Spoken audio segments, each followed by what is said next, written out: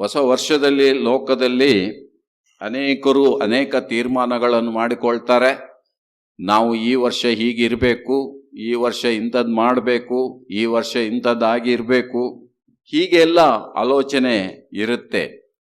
ಆದರೆ ನಮ್ಮ ಜೀವಿತದಲ್ಲಿ ಈ ವರ್ಷ ನಾವು ದೇವರಿಗೆ ಹೇಗಿರಬೇಕೆಂಬುದೇ ಮುಖ್ಯ ಉದ್ದೇಶವಾಗಿರಬೇಕು. ಮತ್ತೆ ಉಳಿದವು ಎಲ್ಲವುಗಳು ದೇವರು ನಡೆಸ್ತಾರೆ. ಈ ವರ್ಷದಲ್ಲಿ ನಾನು ಇನ್ನೂ ಹೆಚ್ಚಾಗಿ ದೇವರಿಗೆ ಏನಾಗಿರಬೇಕು ಎಂಬ ವಿಷಯ, ನಾವು ಈ ಒಂದು ವಿಷಯವನ್ನು ಅರ್ಥ ಮಾಡಿಕೊಂಡ್ರೆ ದೇವರ ಬಗ್ಗೆ ಪ್ರೀತಿ ಜಾಸ್ತಿ ಆಗುತ್ತೆ. ನಾವು ನರಕಕ್ಕೆ ಹೋಗಬೇಕಿತ್ತು, ಆ ಬೆಂಕಿಯ ಕೆರೆಗೆ. ಇದಕ್ಕಾಗಿ ದೇವರು ಆ ಸ್ವರ್ಗವೆಂಬ ಸ್ಥಳವನ್ನು, ಉತ್ತಮವಾದ ಸ್ಥಳವನ್ನು ಬಿಟ್ಟು ಈ ಲೋಕಕ್ಕೆ ಬಂದರು. ಒಂದು ವೇಳೆ ನಾನು ಸ್ವರ್ಗದಲ್ಲಿದ್ದರೆ ಲೋಕಕ್ಕೆ ಹೋಗಿ ಹೀಗೆ ಮಾಡಬೇಕಂದ್ರೆ ಖಂಡಿತ ಬರ್ತಾ ಇರಲಿಲ್ಲ. ಯಾಕಂದ್ರೆ ಈ ಲೋಕದ ಪಾಪಗಳು ಅಷ್ಟು ಇವೆ. ಆದರೆ ದೇವರು ಮನುಷ್ಯನಾಗಿ ಈ ಲೋಕಕ್ಕೆ ಬಂದು ನಮ್ಮನ್ನು ಅಲ್ಲಿಂದ ರಕ್ಷಿಸೋದಕ್ಕೆ ಎಲ್ಲ ನಿಂದೆ, ಬಾಧೆ, ನೋವು, ಕಷ್ಟ ನಮಗೋಸ್ಕರವೇ ಸಹಿಸಿಕೊಂಡ್ರು. ಶಿಲುಬೆಯಲ್ಲಿ ಅದಕ್ಕಾಗಿ ಪ್ರಾಣವನ್ನೇ ಕೊಟ್ಟರು. ಹಾಗಾದರೆ ನಮ್ಮ ಕಡೆಗೆ ತೋರಿದ ಆ ಪ್ರೀತಿ ಎಷ್ಟು ದೊಡ್ಡದು. ಹಾಗಾದರೆ ನಾವು ಅದನ್ನು ಅರ್ಥ ಮಾಡಿಕೊಂಡ್ರೆ, ಅವರು ನನಗಾಗಿ ಇಷ್ಟು ಮಾಡಿದಾದರೆ ನಾನು ಅವರಿಗಾಗಿ ಈ ವರ್ಷ ಏನು ಮಾಡಬೇಕು? ಅದು ನಮ್ಮ ಜೀವಿತದ ಒಂದು ಪ್ರಶ್ನೆ ಆಗಿರಲಿ. ಮತ್ತು ಅದಕ್ಕೆ ಸರಿಯಾಗಿ ನಾವು ಆತನಿಗೆ ಸನ್ಮಾನಿಸಿ ನಡೆಯೋಣ. ಆವಾಗ ನಮ್ಮ ಆಶೀರ್ವಾದ ಹೊಂದುವರಾಗಿದ್ದೇವೆ. ಆದ್ದರಿಂದ ಈ ಹೊಸ ವರ್ಷದ ಈ ದಿವಸದ ಒಂದು ವಾಕ್ಯ ಭಾಗ 2 ಕೊರಿಂಥ 5ನೇ ಅಧ್ಯಾಯ 17ನೇ ವಾಕ್ಯ. ಕ್ರಿಸ್ತನಲ್ಲಿ ನೂತನ ಒಂದು ಸೃಷ್ಟಿ ಎಂಬುದಾಗಿ. ಕ್ರಿಸ್ತನಲ್ಲಿ ನೂತನ ಒಂದು ಸೃಷ್ಟಿ. ನಾನು ಓದ್ತೇನೆ. ಹೀಗಿರಲಾಗಿ ಯಾವನಾದರೂ ಕ್ರಿಸ್ತನಲ್ಲಿದ್ದರೆ ಅವನು ನೂತನ ಸೃಷ್ಟಿಯಾಗಿದ್ದಾನೆ. ಹಳೆಯವುಗಳು ಅಳೆದು ಹೋದವು, ಇಗೋ ಎಲ್ಲವೂ ನೂತನವಾದವು. ಪ್ರಾರ್ಥಿಸೋಣ. ಪ್ರೀತಿಯುಳ್ಳ ತಂದೆಯಾದ ದೇವರೇ, ನಿಮ್ಮ ಪವಿತ್ರ ವಾಕ್ಯಗಳಿಗಾಗಿ ನಾವು ಸ್ತೋತ್ರ ಮಾಡುತ್ತೇವೆ. ತಂದೆಯೇ, ನಮ್ಮ ಜೀವಿತದಲ್ಲಿ ನಿಮ್ಮ ವಾಕ್ಯವನ್ನು ನಮಗೆ ಕೊಟ್ಟು ನಿಮ್ಮ ವಾಕ್ಯಕ್ಕೆ ನಾವು ವಿಧೇಯಾದಾಗೆಲ್ಲ ಅದರ ಆಶೀರ್ವಾದ ಅದ್ಭುತಗಳನ್ನು ಕೂಡ ಹೊಂದಿದ್ದೇವೆ. ತಂದೆಯೇ, ನಮ್ಮ ಜೀವಿತದಲ್ಲಿ ನಿಮಗೆ ವಿಧೇಯತೆಯನ್ನು, ಪ್ರಾಮಾಣಿಕತೆ, ಯಥಾರ್ಥತೆಯನ್ನು ನಾವು ನಿಮಗೆ ತೋರಿಸುವಾಗ ಅದರ ಪ್ರತಿಫಲ ಆಶೀರ್ವಾದವನ್ನು ನೀವು ನಮಗೆ ಕೊಟ್ಟಿದ್ದೀರಿ. ಕರ್ತನೆ, ಕಳೆದ ವರ್ಷದಲ್ಲಿ ನೀವು ತುಂಬ ಉಪಕಾರ, ಅದ್ಭುತಗಳನ್ನು ಮಾಡಿದ್ದೀರಿ. ಕಳೆದ ಶುಕ್ರವಾರದಲ್ಲಿ ಹಲವಾರು ಮಂದಿಯ ಸಾಕ್ಷಿಗಳನ್ನು ಕೇಳಿದ್ದೇವೆ.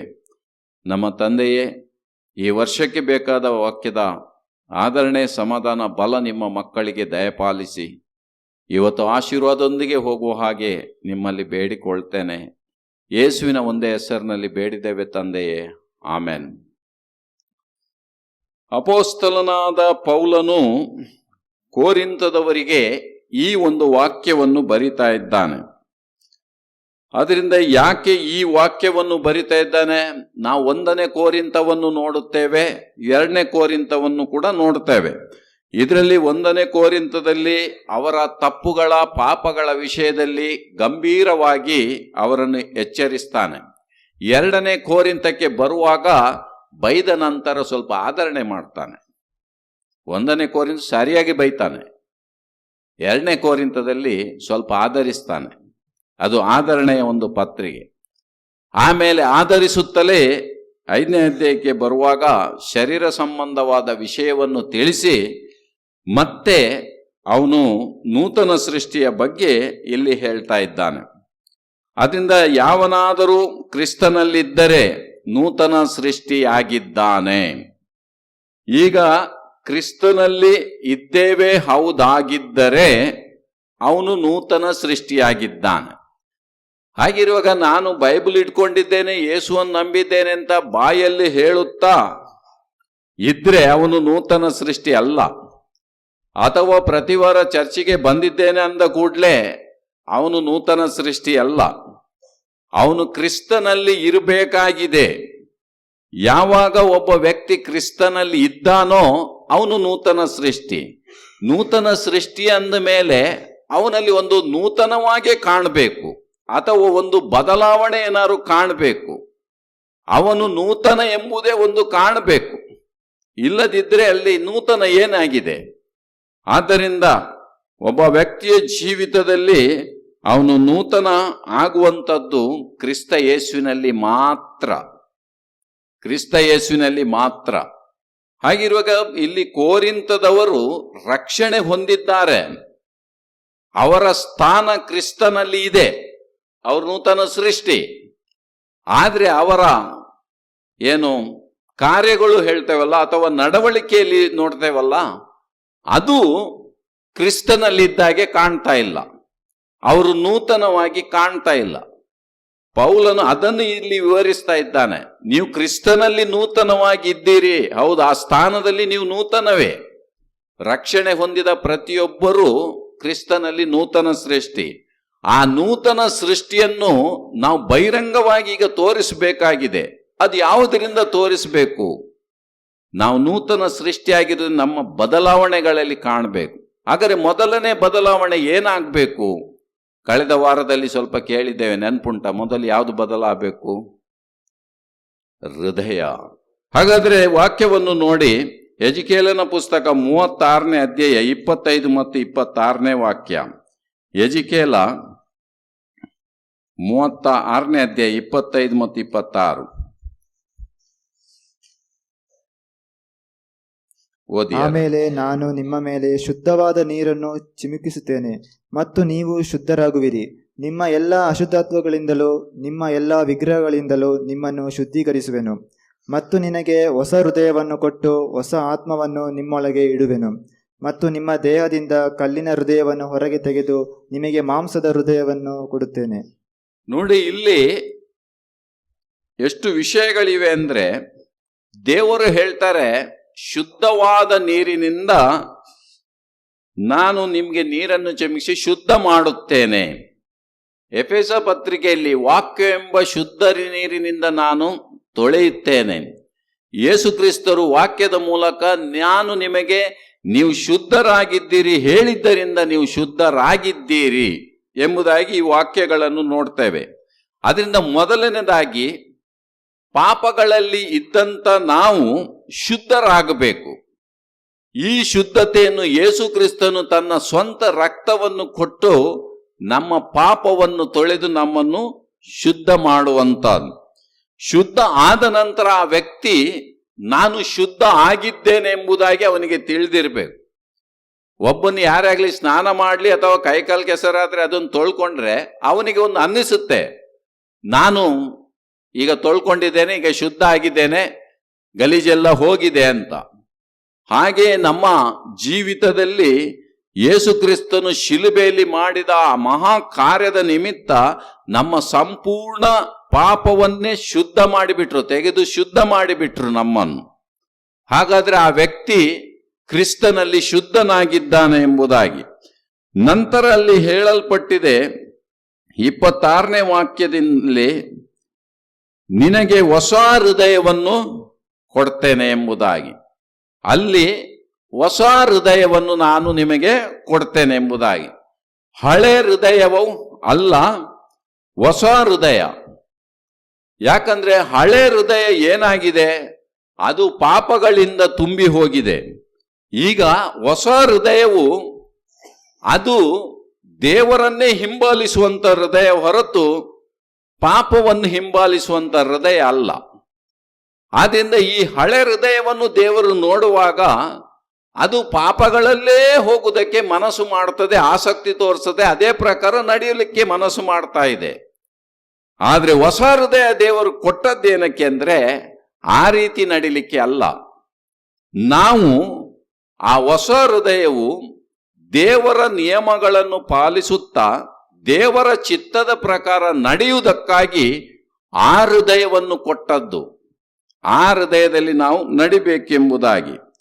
ಈ ಹೃದಯ ಯಾವಾಗ ಸಿಗುತ್ತೆ ಗೊತ್ತಾ? ಯಾವಾಗ ಸಿಗುತ್ತೆ? ಹೊಸ ಹೃದಯ ನಮ್ಗೆ ಯಾವ ಕೊಟ್ಟಿದ್ದಾರೆ ದೇವರು? ರಕ್ಷಣೆ ಹೊಂದಿದ ಆ ಸಮಯದಲ್ಲೇ ಕೊಟ್ಟಿದ್ದಾರೆ. ಹಾಗಾದ್ರೆ ನಮ್ಮ ಆ ಹೊಸ ಹೃದಯಕ್ಕನುಸಾರವಾಗಿ ನಡಿಬೇಕು. ಮತ್ತೆ ಅಲ್ಲಿ ಹೇಳ್ತಾರೆ, ಹೊಸ ಆತ್ಮವನ್ನು ನಿಮ್ಮೊಳಗೆ ಇಡುವೆನು ಎಂಬುದಾಗಿ. ಹೊಸ ಆತ್ಮನು ಅಂದ್ರೆ ಯಾರು? ಇಲ್ಲಿ ಪವಿತ್ರಾತ್ಮನು ನಮ್ಮ ಆತ್ಮವನ್ನು ನೂತನವಾಗಿ ನಡೆಸುವಾತನು ಆಗಿದ್ದಾನೆ. ಹಾಗಿರುವಾಗ ಈ ಆತ್ಮದಲ್ಲಿ, ಈ ನಮ್ಮ ಮನುಷ್ಯನ ಆತ್ಮದಲ್ಲಿ ಈ ಪಾಪಮಯವಾದ ಸಂಗತಿಗಳನ್ನೆಲ್ಲ ತೆಗೆದು ಒಂದು ನೀತಿಯಲ್ಲಿ ನಡೆಯುವ ಹಾಗೆ ಆತನು ಮಾಡ್ತಾನೆ. ಹಾಗಿರುವಾಗ ಆ ನೂತನ ಆತ್ಮವು ಅಂದ್ರೆ ನಮಗೆ ಕ್ರಿಸ್ತನ ಆತ್ಮವು ಯಾವಾಗ ಕೊಡಲ್ಪಡ್ತದೋ ನಮ್ಮ ಹೃದಯವನ್ನು ಆತನು ನಡೆಸ್ತಾನೆ. ಆತನ ನಿಯಮಗಳಲ್ಲಿ ನಮಗೆ ನಡೆಸಲು ಸಹಾಯ ಮಾಡ್ತಾನೆ. ಅದಕ್ಕೆ ಆತ ನಿಮ್ಮೊಳಗೆ ಆತ್ಮವನ್ನು ಇಡ್ತೇನೆ ಎಂಬುದಾಗಿ ಹೇಳಿದ್ದು. ಈವರೆಗೂ ಆತ್ಮ ಇಲ್ಲ ಅಂತಲ್ಲ, ಮನುಷ್ಯನ ಆತ್ಮ ಅಲ್ಲಿ ಇದೆ. ಆದ್ರೆ ದೇವರ ನಿಯಮಗಳಲ್ಲಿ ನಡೆಯುವ ಹಾಗೆ ನಮಗೆ ಹೊಸ ಆತ್ಮನನ್ನು ಕೊಟ್ಟಿದ್ದಾರೆ. ಇದ್ಯಾರು ಗೊತ್ತಾ? ಪವಿತ್ರಾತ್ಮನು, ನಮ್ಮ ಆಧರಿಕನು, ನಮ್ಮ ಸಹಾಯಕನು, ನಮ್ಮನ್ನು ನಡೆಸುವ ಆತನು. ಆತನಿಗೆ ಗೊತ್ತು ಆತನ ಸಹಾಯ ಇಲ್ಲದೆ ನಾವು ನಡೆಯಲಿಕ್ಕೆ ಸಾಧ್ಯವಿಲ್ಲ ಅಂತ. ಅದಕ್ಕೆ ಆತನು ಈ ದೊಡ್ಡ ಸಹಾಯಕನ ನಮಗೆ ಕೊಟ್ಟಿದ್ದಾನೆ. ನಂತರ ಹೇಳಲ್ಪಟ್ಟಿದೆ ಅಲ್ಲಿ, ನಿಮ್ಮ ದೇಹದಿಂದ ಕಲ್ಲಿನ ಹೃದಯವನ್ನು ಹೊರಗೆ ತೆಗೆದು ಮಾಂಸದ ಹೃದಯವನ್ನು ಕೊಡುತ್ತೇನೆ. ಈಗ ನಮ್ಮ ಹತ್ರ ಮಾಂಸದ ಹೃದಯ ಇದೆಯೋ ಕಲ್ಲಿನ ಹೃದಯ ಇದೆಯೋ? ಆದ್ರೆ ಕೆಲವು ಸಾರಿ ನಾವು ನೋಡ್ತೇವೆ, ಎಂತ ಕಲ್ಲಿನ ಹೃದಯ ಅಂತ ಮಾತಾಡ್ತೇವೆ ನಾವು. ಕೆಲವು ಸಾರಿ ಅವನ ಕಲ್ಲು ಹೃದಯ ಅಂತ, ಅವನ ಹೃದಯವೇ ಕಲ್ಲು ಅಂತ ಹೇಳ್ತೇವೆ. ಯಾಕೆ? ಅವನು ಆ ಕಲ್ಲಿನ ಹಾಗೆ ಕಠಿಣ, ಅದು ಮೃದುತ್ವ ಇಲ್ಲ ಅದರಲ್ಲಿ. ಹಾಗಿರುವಾಗ ಈ ಕಠಿಣತೆ ಎಂಬುದು ನಮ್ಮಲ್ಲಿ ಕೆಲಸ ಆಗ್ತಾ ಇರುವುದಾದ್ರೆ ಆ ಕಠಿಣ ಹೃದಯದ ಕೆಲಸ ಆಗ್ತಾ ಉಂಟು. ದೇವರು ಕೊಟ್ಟಂತ ಮೃದು ಹೃದಯ ಆದ್ರೆ ಅದು ದೀನತೆ ಮತ್ತು ವಿನಯತೆಗೆ ನಡೆಸ್ತದೆ. ಕಠಿಣ ಹೃದಯ ಗರ್ವ ಮತ್ತು ಅಹಂ ಅದಕ್ಕೆ ನಡೆಸುವಂತದ್ದು. ಅದರಿಂದ ದೇವರು ಹೇಳ್ತಾರೆ, ಆ ಕಠಿಣ ಹೃದಯವನ್ನು ನಾನು ತೆಗಿತೇನೆ, ಮೃದು ಹೃದಯವನ್ನು ಕೊಡ್ತೇನೆ. ಈಗ ನಾನು ರಕ್ಷಣೆ ಹೊಂದುವ ಮೊದಲಾಗ್ಲಿ ಅಥವಾ ರಕ್ಷಣೆ ಹೊಂದಿದ ನಂತರ ಕೆಲವು ಸಮಯಗಳ ನಂತರವೂ ಕೂಡ ಆ ಕಠಿಣ ಹೃದಯದಲ್ಲಿ ನಾನು ನಡ್ಕೊಳ್ತಾ ಬಂದಿದ್ದೇನೆ. ಆ ಕಠಿಣ ಹೃದಯದಲ್ಲಿ ನಡ್ಕೊಳ್ತಾ ಬಂದದರಿಂದ ಯಾವುದೂ ಪ್ರಯೋಜನ ಆಗಲಿಲ್ಲ. ಅದರಲ್ಲಿ ನಷ್ಟ, ಸಮಸ್ಯೆ, ದುಃಖ, ನೋವು, ಹಿಂಸೆ ಆದದ್ದು. ಆದರೆ ಯಾವಾಗ ಮೃದು ಹೃದಯಕ್ಕಾಗಿ ನಾವು ನಡ್ಕೊಳ್ಳೋದಕ್ಕೆ ನಮ್ಮನ್ನು ಒಪ್ಪಿಸಿಕೊಟ್ಟೆವೋ ಆ ನಂತರ ನಮ್ಮ ಜೀವಿತದ ಒಂದು ಬದಲಾವಣೆ ಆಯಿತು. ಆದ್ದರಿಂದ ಇಲ್ಲಿ ನಾವು ತಿಳಿಬೇಕು, ನಮ್ಮಲ್ಲಿ ನೂತನ ಒಂದು ಹೃದಯ ಇಲ್ಲದಿದ್ದರೆ ಖಂಡಿತವಾಗಿಯೂ ಕೂಡ ನಮ್ಮ ಉಳಿದ ಯಾವುದು ಕೆಲಸ ಆಗುವುದಿಲ್ಲ, ಯಾವುದು ಕೂಡ ಬದಲಾವಣೆ ಆಗುವುದಿಲ್ಲ, ನಮ್ಮ ಜೀವಿತ ಬದಲಾವಣೆ ಆಗುವುದಿಲ್ಲ. ಅದಕ್ಕೆ ಒಬ್ರು ಒಂದು ಕತೆ ಹೇಳಿದ್ರು. ಏನಂದ್ರೆ, ಒಬ್ಬ ಅರಸ ಎಲ್ಲರೂ ದೊಡ್ಡ ದೊಡ್ಡ ನಾಯಿಗಳನ್ನು ವಾಕಿಂಗಿಗೆ ಕರ್ಕೊಂಡು ಹೋಗ್ತಾರೆ. ಅದಕ್ಕೆ ಕರ್ಕೊಂಡು ಹೋಗುವಾಗ ಅವನು ಏನೋ ಒಂದು ಸ್ಪೆಷಲ್ ಇರಬೇಕು, ನಾನು ಅರಸಲ್ಲ, ಸ್ಪೆಷಲ್ ಆಗಿರ್ಬೇಕು. ಅದಕ್ಕೆ ನಾವು ಹಂದಿಯನ್ನು ವಾಕಿಂಗ್ ಕರ್ಕೊಂಡು ಹೋಗುವ ಅಂತ, ಹಂದಿಯನ್ನು ವಾಕಿಂಗ್ ಕರ್ಕೊಂಡು ಹೋಗೋ ಹಾಗೆ ಒಂದು ಒಳ್ಳೆ ಹಂದಿಯನ್ನು ನೋಡಿ ಅದಕ್ಕೆ ಕ್ಲೀನಲ್ಲಿ ಶಾಂಪು ಹಾಕಿ ಯಾವುದನ್ನು ಬೆಡ್ಡಲ್ಲಿ ಮಲಗಿಸಿ ಮತ್ತೆ ಅದಕ್ಕೆ ಬೇಕಾದ ಅವಂದೇ ಬೆಡ್ಶೀಟ್ ಎಲ್ಲ ಕೊಟ್ಟು ಎಲ್ಲ ವ್ಯವಸ್ಥೆಯನ್ನು ಕೂಡ ಅವನು ತಾನು ಮಾಡೋ ಊಟವನ್ನು ಅದಕ್ಕೂ ಕೂಡ ಕೊಡ್ತಾ ಇದ್ದ. ಎಲ್ಲ ಒಳ್ಳೆ ರೀತಿಯಲ್ಲಿ ಮಾಡಿದ, ಎಲ್ಲ ರೆಡಿ ಮಾಡಿ ನಂತರ ಮಾರನೇ ದಿವಸ ವಾಕಿಂಗ್ಗೆ ಹೋಗುವಂತೆ. ವಾಕಿಂಗ್ ಹೋಗುವಾಗ ಏನಾಯ್ತು, ಅದಕ್ಕೆ ದೂರದಲ್ಲಿ ಕೆಸರು ಕಂಡಿತ್ತು. ಕೆಸರು ಕಂಡಿದ ಕೂಡಲೇ ಏನಾಯ್ತು, ತಪ್ಪಿಸಿಕೊಂಡು ಹೋಗಿ ಅದರಲ್ಲಿ ಹೊರಳಾಡಿತ್ತು. ಅರಸನ ಸೇವಕ ಹೇಳ್ದಂತೆ, ನೋಡಿ ಅರಸನೇ, ನಾನು ಹೇಳಿದ್ದೆ ಇದು ಬೇಡ, ಅದು ಸರಿಯಲ್ಲ, ಇದು ಬೇಡ, ಅದನ್ನು ಬಿಟ್ಟುಬಿಡಿ ಅಂತ. ಅರಸ ಹೇಳಿದಂತೆ, ಇಲ್ಲ ಇಲ್ಲ ಬಿಡ್ಲಿಕ್ಕೆ ಆಗುದಿಲ್ಲ, ಅದನ್ನು ಪುನಃ ತಗೊಂಬ ಅಂತ. ಪುನಃ ತಗೊಂಬ. ಪುನಃ ಅವನು ತೊಳಿತಾನೆ, ಸ್ನಾನ ಮಾಡಿಸ್ತಾನೆ, ಅದಕ್ಕೆ ಬೇಕಾದ ಬಟ್ಟೆ ಕೊಡ್ತಾನೆ, ಎಲ್ಲ ರೀತಿ ಅದಕ್ಕೆ ಪುನಃ ಹಾಗೆ ಮಾಡ್ತಾನೆ. ಹಾಗೆ ಮಾರನೇ ದಿವಸ ಪುನಃ ಹೋಗುವಾಗ ಏನಾಯ್ತು, ಪುನಃ ಅದೇ ಮಾಡು. ಕೊನೆಗೆ ಹಾಗಾದ್ರೆ ಈ ಒಂದು ಪ್ರಾಣಿ ಸರಿಯಾಗಬೇಕಾದ್ರೆ ಏನ್ ಮಾಡಬೇಕು? ಅರಸನ ಆಸ್ಥಾನದಲ್ಲಿ ಒಬ್ಬ ಪಂಡಿತ ಹೇಳಿದಂತೆ, ಅದರ ಹೃದಯ ಬದಲಾಗಬೇಕು, ಅದರ ಹೃದಯ ಬದಲಾಗಬೇಕು. ಅದರಿಂದ ಯಾವ ಹೃದಯ ಹಾಕುವುದು? ಅದಕ್ಕೆ ಕುರಿಯ ಹೃದಯ ಹಾಕುವ, ಅದರದ್ದು ತೆಗೆದು ಕುರಿಯ ಹೃದಯ ಹಾಕುವ. ಕುರಿ ನೋಡಿದಿರಾ, ಬಗ್ಗಿಕೊಂಡು ಹೋಗುದೆ ಉದ್ದಕ್ಕೆ, ಅದು ಒಂಥರ. ಆದ್ರಿಂದ ಅದು ಆಪರೇಷನ್ ಮಾಡಿ ಆಮೇಲೆ ಹಂದಿ ಕುರಿಯಾಗೆ ನಡೀತಾ ಉಂಟ. ನೋಡ್ಲಿಕ್ಕೆ ಹಂದಿ, ಆದ್ರೆ ನಡೆಯುವುದರಲ್ಲಿ ಓ ಇದು ಕುರಿ ಅಂತ ಅರ್ಥ ಆಯ್ತಾ ನಮಗೆ? ದೇವರ ಮುಂದೆ ನಾವು ಎಂಥವರು ಆಗಿದ್ದೇವೆ, ಆದರೆ ದೇವರು ನಮ್ಮನ್ನು ಅಂಥ ಒಂದು ಹೃದಯ ಕೊಟ್ಟು ನಮ್ಮನ್ನು ಆ ನೂತನ ಜೀವಿತದಲ್ಲಿ ನಡಿಬೇಕೆಂಬುದಾಗಿ ಅಂಥ ಹೃದಯವನ್ನು ಕೊಡ್ತಾರೆ. ಇಲ್ಲದೆ ಹಳೆ ಹೃದಯ ನೋಡಿ, ಮತ್ತಾಯ 19 15ನೇ ಅಧ್ಯಾಯ 19ನೇ ವಾಕ್ಯ ನೋಡಿ, 15-19. ಯಾಕೆಂದರೆ ಹೃದಯದೊಳಗಿನಿಂದ ಕೆಟ್ಟ ಆಲೋಚನೆಗಳು, ಕೊಲೆಗಳು, ಆದರಗಳು, ಜಾರತ್ವಗಳು, ಕಳ್ಳತನಗಳು, ಸುಳ್ಳು ಸಾಕ್ಷಿ, ದೇವದೂಷಣೆಗಳು ಹೊರಗೆ ಬರುತ್ತವೆ. ನೋಡಿ, ಇಲ್ಲಿ ಈ ವಾಕ್ಯಗಳನ್ನು ನಾವು ಓದುವಾಗ ಆ ಕೆಟ್ಟ ಹೃದಯದಲ್ಲಿ ಏನೆಲ್ಲ ಹೊರಗೆ ಬರ್ತದೆ ಎಂಬುದಾಗಿ. ಯಾಕಂದ್ರೆ ಕೆಟ್ಟ ಆಲೋಚನೆಗಳು, ನಾವು ಕೆಟ್ಟ ಆಲೋಚನೆಗಳನ್ನು ಮಾಡುತ್ತಾ ಇದ್ದೇವೆ ಆದ್ರೆ ಅದು ಯಾವ ಹೃದಯ ಎಂಬುದೇ ಅದು ತೋರಿಸ್ತದೆ. ಕೆಟ್ಟ ಮಾತುಗಳನ್ನು ನಾವು ಮಾತಾಡ್ತಾ ಇದ್ದೇವೆ ಹೌದಾದ್ರೆ ಅದು ಯಾವ ಹೃದಯ ಎಂಬುದೇ ಅದು ತೋರಿಸ್ತದೆ. ಅದು ಎಂಥ ಹೃದಯದಿಂದ? ಯಾಕಂದ್ರೆ ಯೇಸು ಹೇಳಿದ್ದಾರೆ, ಒಳ್ಳೆ ಬೊಕ್ಕಸದಿಂದ ಒಳ್ಳೆವುಗಳು ಬರ್ತವೆ, ಕೆಟ್ಟ ಬೊಕ್ಕಸದಿಂದ ಕೆಟ್ಟದ್ದೇ ಬರ್ತದೆ ಎಂಬುದಾಗಿ. ಆದ್ರಿಂದ ಇಲ್ಲಿ ಇಂಥ ಒಂದು ಕೆಟ್ಟ ಆಲೋಚನೆಗಳು, ಕೊಲೆಗಳು, ಆಧಾರಗಳು, ಜಾರತ್ವಗಳು, ಕಳ್ಳತನಗಳು, ಸುಳ್ಳು ಸಾಕ್ಷಿ, ದೇವದೂಷಣೆ ಹೊರಗೆ ಬರ್ತವೆ. ದೇವರನ್ನು ದೂರುವುದು, ದೇವರಿಗೆ ಗುಣಗುಟ್ಟುವುದು, ಇವೆಲ್ಲವೂ ದೂಷಣೆಗೆ ಸಂಬಂಧಪಟ್ಟದ್ದು. ದೇವರು ನನಗೆ ಹಾಗೆ ಮಾಡಲಿಲ್ಲ, ದೇವರು ಹೀಗೆ ಮಾಡಲಿಲ್ಲ. ದೇವರು ಖಂಡಿತವಾಗಿ ಯಾರಿಗೂ ಕೆಟ್ಟದ್ದು ಮಾಡೋದಿಲ್ಲ. ಕೆಟ್ಟದ್ದಾಗಬೇಕಾದ್ರೆ ನಾವು ದೇವರಿಂದ ದೂರ ಹೋದಾಗ ಮಾತ್ರ, ಅವರ ಚಿತ್ತಕ್ಕೆ ವಿರುದ್ಧವಾಗಿ ನಡ್ಕೊಂಡಾಗ ಮಾತ್ರ. ಆದ್ದರಿಂದ ಈ ಹೃದಯದ ಸಂಗತಿಗಳಿಂದ ನಾವು ಮೋಸ ಹೋಗಿ ನಾನಾ ರೀತಿ ಸಮಸ್ಯೆಗಳಿಂದ ನಮ್ಮನ್ನು ತಿವಿಸಿಕೊಳ್ತೇವೆ. ಆದ್ದರಿಂದ ಇಲ್ಲಿ ನಾವು ನೋಡ್ತೇವೆ, ಹೃದಯವು ಎಲ್ಲದಕ್ಕಿಂತ ವಂಚನೆಯುಳ್ಳದ್ದು, ಮಹಾದುಷ್ಟತನದ್ದು ಎಂಬುದಾಗಿ. ಆದ್ರಿಂದ ಈ ಹೃದಯ ಬಹಳ ವಂಚನೆಯುಳ್ಳದನ್ನು. ಆದ್ರಿಂದ ದೇವರು ಅದಕ್ಕೆ ಕೊಟ್ಟರು, ನಿನಗೆ ನೂತನ ಹೃದಯವನ್ನು ಕೊಟ್ಟಿದ್ದೇನೆ, ನೀನು ನೂತನ ಹೃದಯದಲ್ಲಿ ನೀನು ನಡ್ಕೋ ಎಂಬುದಾಗಿ. ಅದೇ ಮಾಂಸದ ಹೃದಯ ಎಂಬುದಾಗಿ. ಈ ಹೃದಯ ಬದಲಾಗುವುದು ಯಾವ ರೀತಿಯಲ್ಲಿ? ಕರ್ತನಾದ ಯೇಸು ಕ್ರಿಸ್ತನನ್ನು ವೈಯಕ್ತಿಕವಾಗಿ ನಾವು ನಂಬಿದಾಗ ಅಥವಾ ಅಂಗೀಕರಿಸಿದಾಗ ನಮ್ಮ ಜೀವಿತದಲ್ಲಿ ಬದಲಾಗುತ್ತೆ. ಬದಲಾಗಲೇಬೇಕು. ಅವನು ಅಂಗೀಕರಿಸಿದ್ದಾನೆ ಹೌದಾದ್ರೆ ಅವನ ಜೀವಿತ ಬದಲಾಗಬೇಕು. ಮತ್ತು ಎರಡನೇದಾಗಿ ಅವನು ತನ್ನನ್ನು ಬದಲಾಗಬೇಕಂತ ಒಪ್ಪಿಸಿ ಕೊಡ್ತಾನೆ ಹೌದಾದ್ರೆ ಆ ಬದಲಾವಣೆ ಕಾಣ್ತದೆ. ಎಲ್ಲಿ ಬದಲಾಗ್ಲಿಕ್ಕೆ ಒಪ್ಪಿಸಿ ಕೊಡುವುದಿಲ್ಲ ಅವನು ಕಠಿಣ ಹೃದಯ, ಅವನು ಮೃದು ಹೃದಯದವನು ಅಲ್ಲ. ಅವನು ತಗ್ಗಿಸಿಕೊಳ್ಳಿಕ್ಕೆ ಮನಸ್ಸಿಲ್ಲದವನು, ದೀನತೆಯಲ್ಲಿ ಇರೋದಕ್ಕೆ ಒಪ್ಪಿಕೊಳ್ಳದವನು. ಇಂಥ ಒಂದು ಸ್ಥಿತಿಯಲ್ಲಿ ಅವನಿಗೆ ಯಾವ ಪ್ರಯೋಜನವೂ ಇರೋದಿಲ್ಲ. ಯಾಕಂದ್ರೆ ದೇವರು ಕೊಟ್ಟ ಹೃದಯ ಆಶೀರ್ವಾದದ್ದು. ಅದರ ಪ್ರಕಾರ ಹೋಗುದಾದ್ರೆ ಆ ಆಶೀರ್ವಾದ ನಡೆಯುವಂಥದ್ದು. ಆ ಹೃದಯದಲ್ಲಿ ಕೆಟ್ಟತನ ಇರಬಾರ್ದು. ಯಥಾರ್ಥತೆ, ಪ್ರಾಮಾಣಿಕತೆ, ನಿಜವಾದ ಪ್ರೀತಿ, ಸತ್ಯ, ನಂಬಿಕೆ ಅದರಲ್ಲಿ ಇರಬೇಕು. ಆವಾಗ ಅದು ನಮ್ಮ ಜೀವಿತಕ್ಕೆ ಆಶೀರ್ವಾದವನ್ನೇ ತಂದಿಡ್ತದೆ. ಹಾಗಾದರೆ ನಮ್ಮ ಹೃದಯವನ್ನು ನಾವು ಮೋಸಪಡಿಸುವ ಹಾಗೆ ನಡ್ಕೊಳ್ಳೋದಕ್ಕೆ ಹೋಗಬಾರದು.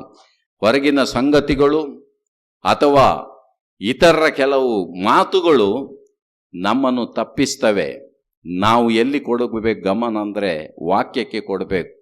ಆಗ ದೇವರು ನಮಗೆ ಎಂದಿಗೂ ತಪ್ಪಿಸುವ ಆತನಲ್ಲ, ಆತನು ಸಹಾಯ ಮಾಡುವ ಆತನಾಗಿದ್ದಾನೆ.